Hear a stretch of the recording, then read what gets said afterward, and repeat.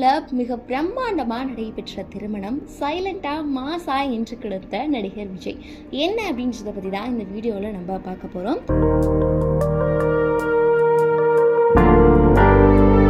கீர்த்தி சுரேஷ் அவங்களுடைய திருமணம் காதல் பற்றி நிறைய விமர்சனங்கள் வந்துட்டு இருந்த நிலையில தான் கொஞ்ச நாளைக்கு முன்னாடி இன்ஸ்டால அவங்களுடைய நீண்ட நாள் நண்பராகவும் நீண்ட நாள் காதலராகவும் இருந்த ஆண்டனி தட்டில் என்பவரை அறிமுகம் செஞ்சு அவங்களுடைய காதலையும் உறுதி செய்யற விதமா அந்த இன்ஸ்டால போஸ்டும் போட்டிருந்தாங்க. இதை தொடர்ந்து அடுத்தடுத்து அவங்களுடைய திருமணம் காதல் அப்படின்னு அடுத்தடுத்து அப்டேட் கொடுத்துக்கிட்டே இருந்தாங்க.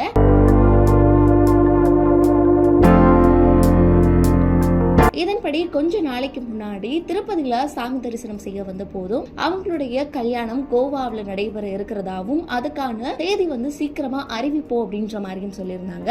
அதை தொடர்ந்து அவங்களுடைய பெற்றோர்களும் இந்த திருமணத்துக்கான தேதியும் அறிவிச்சிருந்தாங்க. அதாவது டிசம்பர் 12ஆம் தேதி கோவாவில் நடைபெற இருக்கு அப்படின்னு அறிவிச்சிருந்தாங்க. அதன்படி இன்னைக்கு அதாவது டிசம்பர் 12ஆம் தேதி கோவாவில் அவங்களுடைய கல்யாணம் மிக பிரம்மாண்டமா நடைபெற்று இருக்கு அப்படின்னு சொல்லலாம். நீண்ட நாள் நண்பன் அப்படின்னு சொல்லுவாங்க. சோ இவங்க ஸ்கூல்ல இருந்து நல்லா தெரிஞ்ச நண்பர்கள் அப்படின்னு சொல்லியிருக்காங்க. ஸ்கூல்ல மட்டும் கிடையாது, இவங்க காலேஜ்லயும் ஒன்னா படிச்சிருக்காங்க அப்படின்றதுமே இங்க ரொம்ப ரொம்ப முக்கியமாகவும் பார்க்கப்படுது.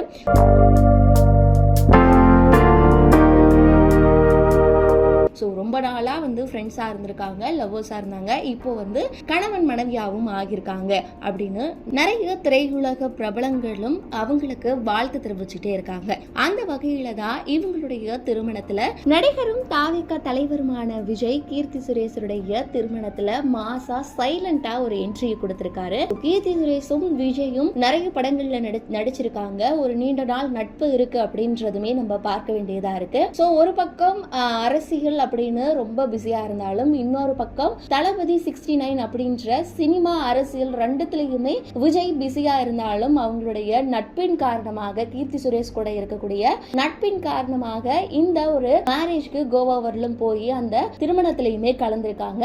அது மட்டும் இல்லாம கீர்த்தி சுரேஷ்க்கு ஒரு அன்பான வாழ்த்துக்களையும் மனப்பூர்வமா தெரிவிச்சிருக்காரு.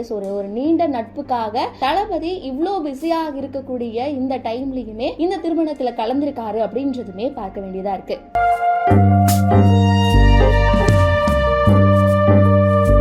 இந்த திருமணம் முழுக்க முழுக்க இந்து முறைப்படி நெருங்கிய நண்பர்கள், நெருங்கிய திரையுலகினர், நெருங்கிய உறவினர்கள் மத்தியில மிக பிரம்மாண்டமா இந்த திருமணமும் நடந்து முடிந்திருக்கு அப்படின்னு சொல்லலாம். ஸோ காதலரை வெற்றிகரமா கீர்த்தி சுரேஷ் கைப்பிடிச்சிருக்காரு, கணவராக்கியிருக்காரு அப்படின்றதுமே இங்க பார்க்க வேண்டியதா இருக்கு. மேலும் இந்த ஜோடிக்கு திரையுலகினர் மட்டும் இல்லாம பொதுமக்களும் நெட்டிசன்களும் அவங்களுடைய வாழ்த்துக்களை குவிச்சிட்டு இருக்காங்க.